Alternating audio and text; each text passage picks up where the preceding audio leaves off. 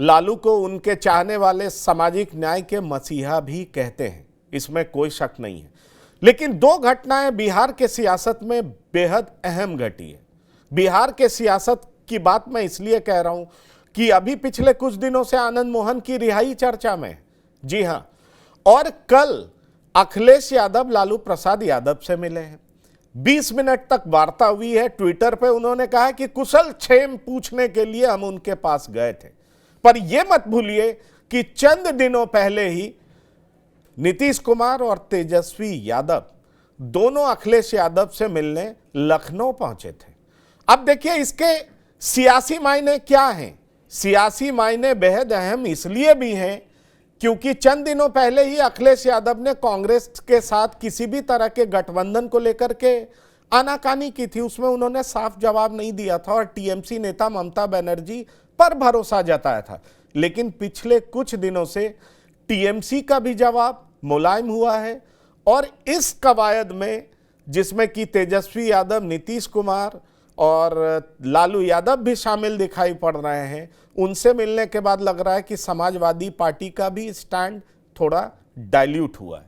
बहरहाल हम इसको समझने की कोशिश करते हैं कि एक तरफ अखिलेश यादव को साथ लाने की बात है और दूसरी तरफ बिहार में महागठबंधन की ओर से नाराजगी जाहिर की जा रही है। इन तमाम मुद्दों को जो उलझा हुआ पेचीदगियों भरा मुद्दा दिखाई पड़ रहा है, क्या उसको सुलझाने लालू प्रसाद पटना जा रहे हैं? अरुण कुमार पांडे जी, मैं सीधा आपके पास आना चाहूंगा। सर, मैं ये समझना चाहूंगा कि लालू प्रसाद पटना पहुंच रहे हैं, किडनी ट्रांसप्लांट करा कर आए हैं, उनके लिए लोगों से मिलना स्वास्थ्यकारी नहीं माना जाएगा। डॉक्टर तो कहता है कि अगर आप किसी और से मिलते हैं तो बीच में शीशा होना चाहिए, क्योंकि जब आप किडनी ट्रांसप्लांटेशन कराते हैं तो आपका इम्यूनिटी बहुत कमजोर होता है। पर ऐसे समय में उनका बिहार पहुंचने का मतलब क्या है?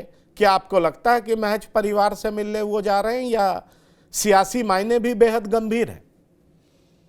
नहीं, लालू प्रसाद जहां कहीं भी रहेंगे तो उसका एक राजनीतिक महत्व है। आपने प्रारंभ में ही कहा बिल्कुल कि आज भी लालू यादव पिछले 3 दशक और बिहार की राजनीति के धुरी बने हैं, चाहे वो सत्ता में रहे विपक्ष में रहे। आज तो उनकी पार्टी सत्ता में है नीतीश कुमार के साथ, और पिछले चुनाव में जो अभी 16, 17, 18 साल से मुख्यमंत्री हैं, उनसे भी एक बड़ी पार्टी के रूप में राजद यहाँ इमर्ज किया था। फिर लालू यादव की शख्सियत जो है, राजनीतिक शख्सियत, मैं मानता हूँ नीतीश से बड़ी है। सिर्फ बड़े भाई नहीं बल्कि नीतीश भी मानते हैं ये, और वो जनादेश भी इसी अनुरूप है। रही बात की जब दोनों दलों का विलय हुआ, मैंने विलय का एक दूसरे के बने हैं, तो स्वाभाविक है कि आज की तारीख में नीतीश की राजनीति जो केंद्र की राजनीति में जाने की बात की है, और यहाँ चचा भतीजा मिलकर यहाँ भतीजा की राजनीति को चमकाएंगे नीतीश, तो लालू जी आ रहे हैं। देखिए उनका स्वास्थ्य अब पहले की तरह नहीं है। आपने ठीक ही कहा कि किडनी ट्रांसप्लांट करा के 9 महीने के बाद पटना आ रहे हैं, तो परिजनों के बीच तो रहेंगे ही, गिने चुने लोग के साथ मिलते भी रहेंगे। और लालू प्रसाद वहां रहेंगे तो मीडिया के भी केंद्र रहते हैं, अब वो मीडिया भी किसी न किसी रूप से उनसे एक इंडिविजुअल मिले, सामूहिक कभी दूरी बनाकर मिले। लेकिन अब एक केंद्र जो अभी लालू जी दिल्ली में थे, तो आपको याद होगा पूर्णिया में बिहार में महागठबंधन की रैली हुई थी, सभी 7 दलों की, दिल्ली से ही उन्होंने संबोधित किया था उसको, और यहाँ सुर्खियां बटोरी थी। दिल्ली से उनके संबोधन को ही मीडिया ने ज्यादा तवज्जो दिया था। कुल मिला जुलाकर लालू प्रसाद यही जहां कहीं भी हो, तो जैसा मैंने आपको कहा कि 90 के बाद से बिहार की राजनीति की धुरी है।